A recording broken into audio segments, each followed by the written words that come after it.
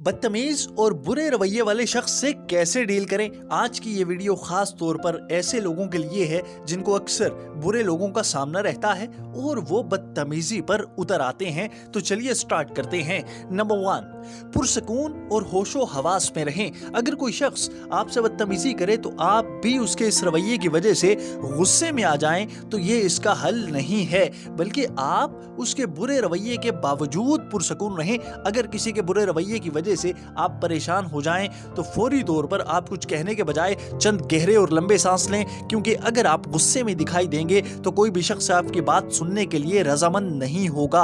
अगर आप गुस्से में अपना आपा खो देंगे और आप अपने जज्बात को काबू में नहीं रखेंगे और किसी की बदतमीजी और गुस्से को सब्र और तहम्मुल से बर्दाश्त नहीं करेंगे तो कोई भी आपको अजीम इंसान नहीं कहेगा।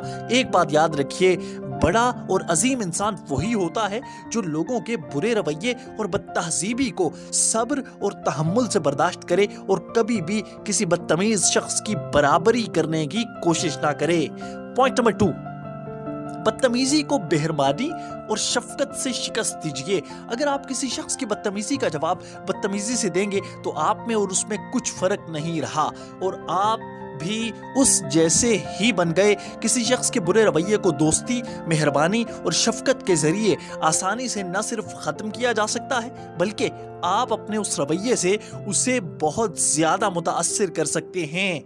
पॉइंट नंबर 3, हमेशा अकेले में उससे बात करें। जब कोई शख्स आपसे सख्त रवैया रखे तो आप उस वक्त बहुत से लोगों के दरमियान बैठे हुए हों तो कभी भी उस शख्स से सबके सामने बात ना करें, बल्कि उससे अलहदगी में बात करें। उससे नरम लहजे में सवाल करें कि आपके सख्त रवैये की क्या वजह है या आपको किस चीज ने मजबूर किया कि आप मुझसे इस तरह से बात करें। पॉइंट नंबर 4, जबरदस्ती किसी भी शख्स को तब्दील करने की कोशिश ना करें। आप किसी ऐसे शख्स को तमीज वाला और तहजीब वाला नहीं बना सकते जो खुद ही बदतमीज और बदतहजीब रहना चाहता है। हकीकत यह है कि किसी शख्स को जबरदस्ती अच्छा इंसान नहीं बनाया जा सकता।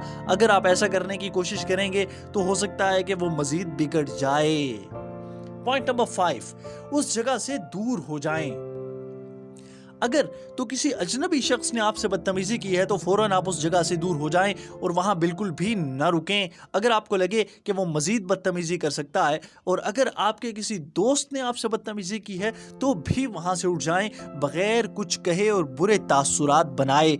इससे उस पर काफी अच्छा असर पड़ेगा और हो सकता है कि वो दोबारा आपसे कभी इस तरह की हरकत न करे।